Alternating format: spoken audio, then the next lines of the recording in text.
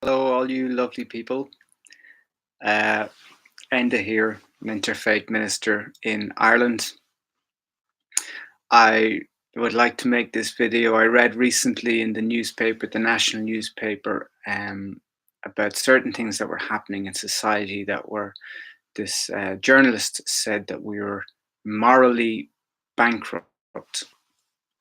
And I suppose looking at it from, in one respect, we are slightly we are morally bankrupt. But how did we become or get to a place where a journalist is saying that we're or defining us as morally bankrupt?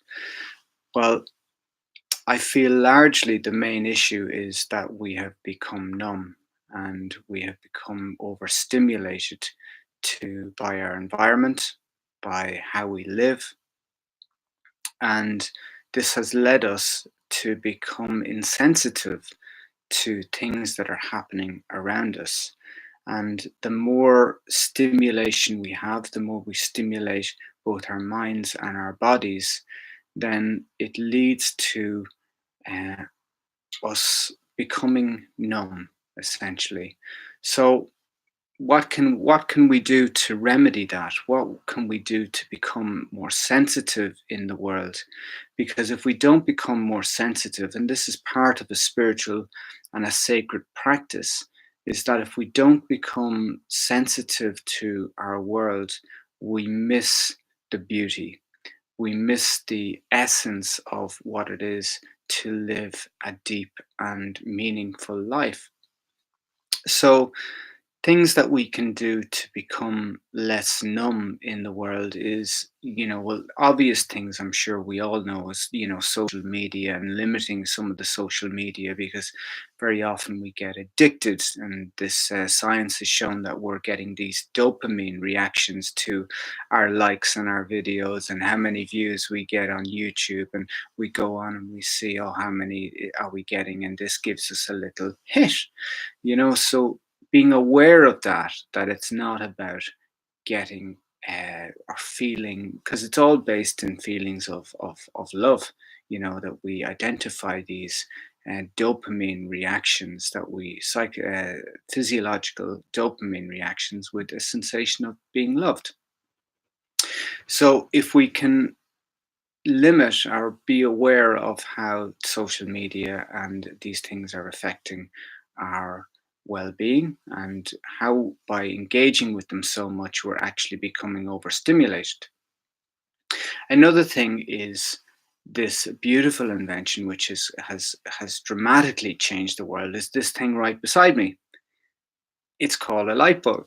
So what a light bulb has done is has facilitated us bypassing the very fabric, the very rhythm of nature. So right now it's February, and by having light bulbs on, when it's dark, the invention of the light bulb, if we don't choose to switch it off at all until the wee hours of the morning, what we're doing is we're bypassing our natural rhythms, which is in tune with nature.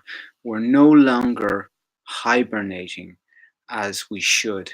And, light bulbs are great, and people used candles, and people read in candles years ago, and their eyesight probably suffered as a result of it.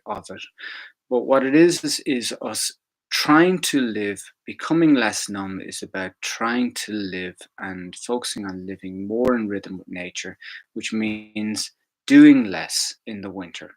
Okay, which can mean turning off light bulbs or not switching them on in the first place. Um, but switching things off, switching our life off in the winter time, so that we do, when we emerge into the summertime, that we have the energy. Because if we don't rest in the winter time, we're again overstimulated, we're tired, and we can't emerge at springtime and be fresh and be vital and full of beans the for the summertime. So another thing that is happening, I think, for a lot of people as we go on the sacred path and the spiritual path, is food. Most of our food that we're eating is emotional. And by eating less, we give our body more rest, and we don't actually need very much food. Very often we're eating too much, and when we finish our dinner, we've actually overextended really what our body, the limits of what our body needs, and we really have to sit down, and we're actually exhausted as a result of our food, and it takes us 2 to 3 hours possibly before we get our energy back. So this is one of the most significant things in really in the daily life is if we eat less food. People all the time report when they do fasting, for example, or intermittent fasting, when they eat less food, they actually have more energy. So the body is less taxed, and we're accessing more vitality that isn't being drowned out by the assimilation and the breaking down, because that's what the body is doing. It's breaking it down as much as it can, and most of it is eliminated. The body doesn't need it, or it's stored as fat in the body because it's an excess, and we don't need it. So to be aware that most of the food we're eating is emotional, and when we eat late in the evening, we're not getting the proper rest at night, because it's shown that our body is constantly flowing in a natural rhythm, that when we eat, the blood pools in our intestines, and it doesn't get a chance to fully cleanse the brain. So very often, I'm sure most of us have recognized that when we eat late in the evening, we tend to dream or have more of a restless sleep, and in the morning we have a food hangover. We feel a bit groggy.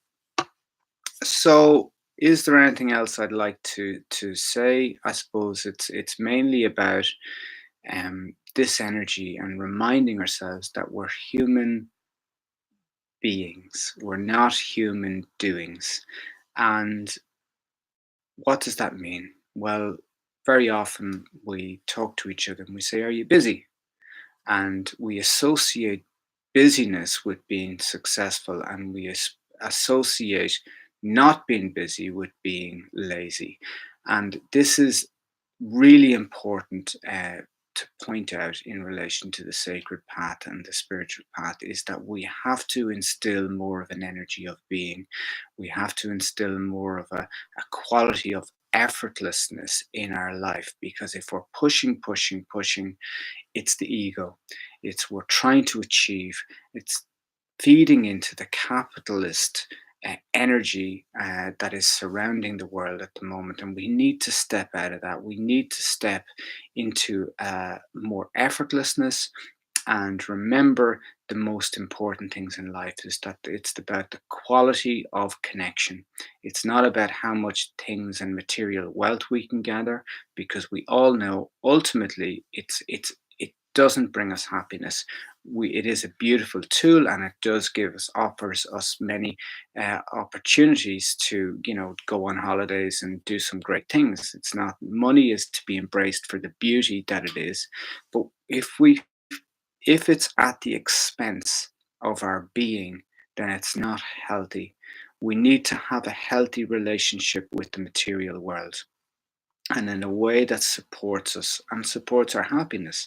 And that's through that sense of being.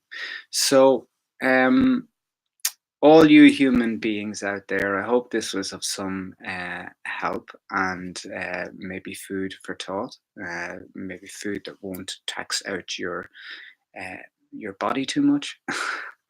So I'd love to hear your comments below, and my email as well is below. My name is Enda Donnellan. I'm an Interfaith Minister in Slane, Ireland, and blessings to you this beautiful spring day.